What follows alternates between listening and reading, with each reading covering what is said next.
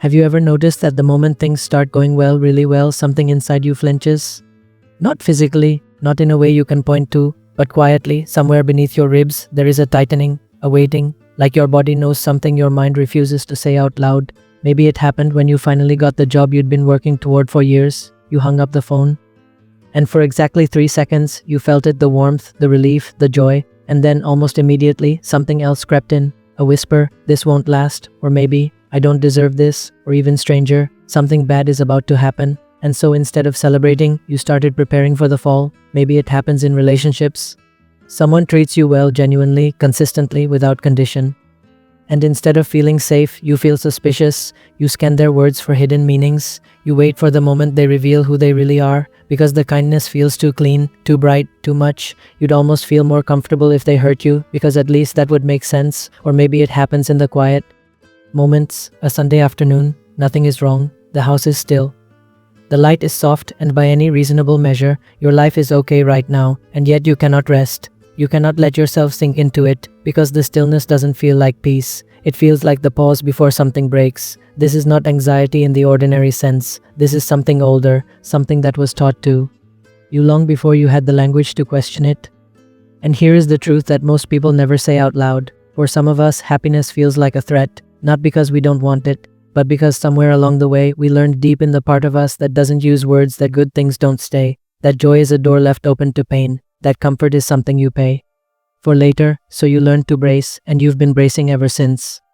Today, we're going to sit with that. We're going to look at where it came from, what it costs you, and what it might mean to finally let yourself have something good without waiting for it to be taken away. To understand why happiness feels dangerous, we have to go back, not to last year, not to that bad relationship. We have to go back much further, to the earliest rooms you ever lived in, and what you learned inside them. When you are a child, your nervous system is not yet your own. It is quite literally borrowed from the people around you. Psychologists call this co-regulation, the process by which a child's developing brain learns to manage emotion by borrowing stability from a caregiver. When a parent is calm, available, and consistent, the child's nervous system learns the world is safe, good things can stay. But when the environment is unpredictable, when love arrives one day and disappears the next, when celebration is followed by punishment, when joy is interrupted by chaos, the nervous system learns something very different. It learns that safety is temporary, that stillness is suspicious, that the only rational response to good things is to wait for them to end. Psychologists have a name for what happens inside this kind of environment. They call it hypervigilance, a state of chronic alertness where the brain is constantly scanning for threat. Even when no threat exists, the body stays in low-level alarm, not because anything is wrong right now, but because the past has taught it that right now doesn't last. Research published in the Journal of Child Psychology and Psychiatry found that children raised in emotionally unpredictable environments show measurably altered stress response systems even in the absence of overt trauma. Their cortisol levels remain elevated during neutral, non-threatening situations. In other words, their bodies were so accustomed to bracing, they forgot how to stop.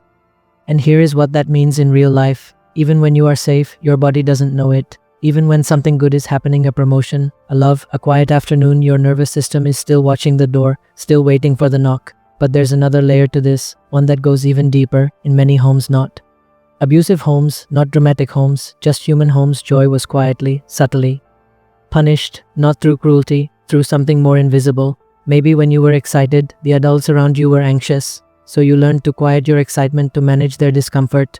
Maybe when something good happened to you, the mood at home didn't match, nobody was celebrating, or someone made a comment that shrunk the moment, or your happiness made you feel like you were standing out in a way that wasn't safe, so you learned to shrink your joy before anyone else could. This is what attachment researchers call emotional attunement failure, moments where the child's emotional state is consistently met with mismatched or dampening responses.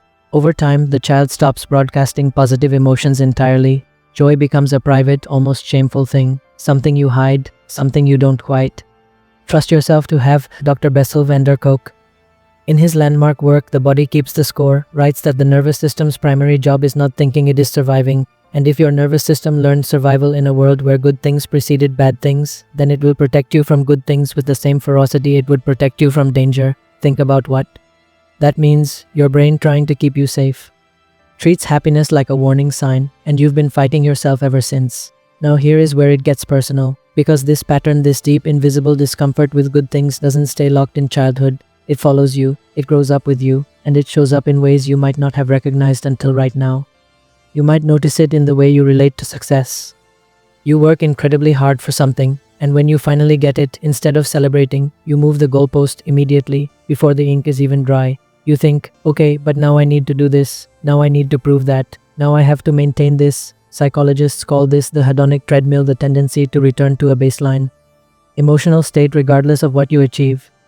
But for people with this particular wound, it goes deeper than that. The goalpost doesn't just move out of ambition, it moves because stillness is dangerous. Because if you stop running, you have to sit inside the good thing, and sitting inside the good thing means it could be taken, so you keep running, not towards something, away. From the moment of having arrived, you might notice it in love. Someone chooses you genuinely, consistently, without agenda, and instead of relaxing into it, you test it. Sometimes consciously, often not. You pick a fight when things are too peaceful. You pull away when they get too close. You find the flaw in them before they can find the flaw in you, not because you want to destroy the relationship, but because intimacy without an exit feels like a trap. Research from the Journal of Personality and Social Psychology found that individuals with anxious attachment, a pattern formed in early unpredictable caregiving environments, are significantly more likely to engage in self-sabotaging behaviors during periods of relationship stability, not conflict, stability, because stability, for them, has historically been the quiet before the storm. And here is the painful paradox. The very thing you want most, to be loved, to be seen, to be chosen, is the thing that frightens you the most. Because wanting it makes you vulnerable, and vulnerability, you learned early, is where you get hurt. You might also notice it in your body. When something good happens, there is a brief, bright flash of feeling, and then a kind of numbness descends, not depression. Exactly, more like a dimmer switch being turned down. Psychologists call this effect dysregulation, difficulty staying inside an emotional experience without either shutting down or being overwhelmed. Your nervous system, trained to suppress or brace, doesn't know how to metabolize joy, so it converts it into something more familiar. Worry, distraction, numbness. You might feel guilty for being happy. Not logically guilty, but somewhere underneath logic, a vague, wordless sense that your happiness is borrowed, that someone else is paying for it, that you don't quite have the right to take up this much light. You might do what I call joy taxation, internally adding a cost to every good thing. If something wonderful happens, you immediately think of everything that could go wrong. Not as catastrophizing, but as a kind of psychic payment, as if feeling the full weight of the good thing without also feeling its potential loss would be greedy, naive, dangerous, and maybe the most painful manifestation of all. You can't be present. You are in the good moment, and you are somewhere else entirely, planning, preparing, waiting, watching. The vacation feels like a to-do list. The celebration feels like a performance. The love feels like a question mark. You are always in some quiet way, somewhere else. Think about the cost of that, not in productivity, not in success, in life, in actual, irreplaceable moments of your one existence, spent bracing for something that may never come. But here's what nobody tells you about this pattern. It is not weakness. It is not pessimism. It is not ingratitude. It is intelligence. It was brilliant of your nervous system to protect you this way. In the environment where you learned it, this vigilance may have kept you emotionally safe. It helped you survive. It made you perceptive, careful, resilient in ways that other people aren't. The problem is not that your nervous system learned this. The problem is that it never got the signal that it was safe to unlearn it. Carl Jung wrote something that I keep returning to when I think about this particular wound. He said, "Until you make the unconscious conscious, it will direct your life and you will call it fate." And isn't that exactly what this feels like? Fate, bad luck, the way things always go for you, the sense that you are somehow constitutionally incapable of having good things, that the universe has a pattern of pulling them away just when you reach for them. But it isn't fate, it is memory. It is the echo of old rooms inside new ones. Here is the deeper truth that most conversations about this topic miss. Discomfort with happiness is not the same as not wanting it. In fact, often the opposite is true. The people who are most uncomfortable with good things are frequently the ones who feel the most intensely, who want connection the most deeply, who would give the most to have a life that felt safe and full and real. The discomfort is not indifference, it is the scar tissue of wanting something too much. In an environment that couldn't hold it, Viktor Frankl, the psychiatrist and Holocaust survivor who wrote Man's Search for Meaning, described what he called the existential vacuum, the sense that life is somehow passing you by, even when you are technically inside it. He believed this feeling wasn't emptiness, but frozen longing. Not the absence of desire, but desire that has been denied expression for so long it turns inward and becomes pain. When you cannot let yourself have good things, you are not broken, you are frozen, and frozen things do not need to be replaced. They need warmth. There is also something worth naming here about identity. because this pattern lived long enough. Stops feeling like a pattern and starts feeling like you, the bracing. The waiting, the inability to rest, these stop being coping mechanisms and start being personality traits. You call yourself a realist, a pessimist, someone who doesn't get too excited about things, and in a strange way, this becomes protective too, because if you've decided you're just the kind of person who doesn't get to have easy, peaceful, full happiness, then you never have to risk being disappointed again. But that identity is not your truth. It is your armor, and armor, worn long enough, starts to feel like skin. So what do you do with this? I want to be careful here because this is not a problem with a 5-step solution. This is not something you fix over a weekend. The discomfort with happiness is not a cognitive error you can simply correct. It is held in the body.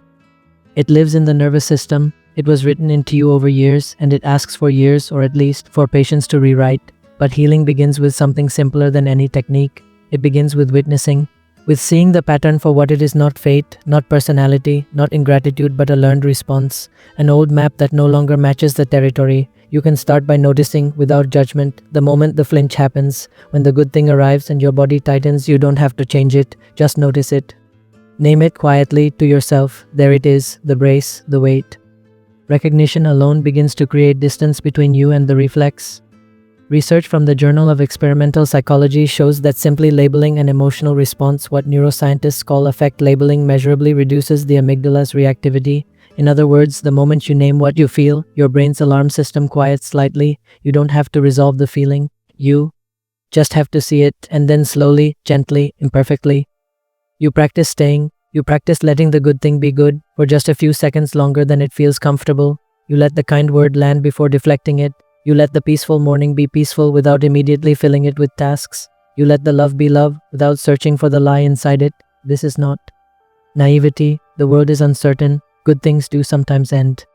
People do sometimes leave, that is true, but you do not have to pay in advance for losses that haven't happened yet. You don't have to hollow out the present to prepare for a future that may never come. Healing is not the absence of bracing. It is the moment you catch yourself bracing and choose, with full knowledge, to lower your shoulders anyway. And maybe the most important thing, you deserve to be present for your own life, not the life you'll have when things are more certain, not the life that exists after you've earned it or proved it or survived the next thing. This one, right now, the imperfect, uncertain, sometimes beautiful life that is actually happening. Remember that tightening beneath your ribs, that quiet flinch when things go well? That wasn't weakness. That was a child who learned to protect themselves in the only way they knew how. You can honor what that child survived, and you can also begin, slowly and without pressure, to teach them something new, to show them through small moments of staying that good things don't always have to end before you let yourself feel them. The good thing is here now. You are allowed to be here too. Let it be good. Just for now, that is enough. Drop a comment and tell me, when was the last time you let yourself fully feel something good? I genuinely want to know. You might just help someone else feel less alone.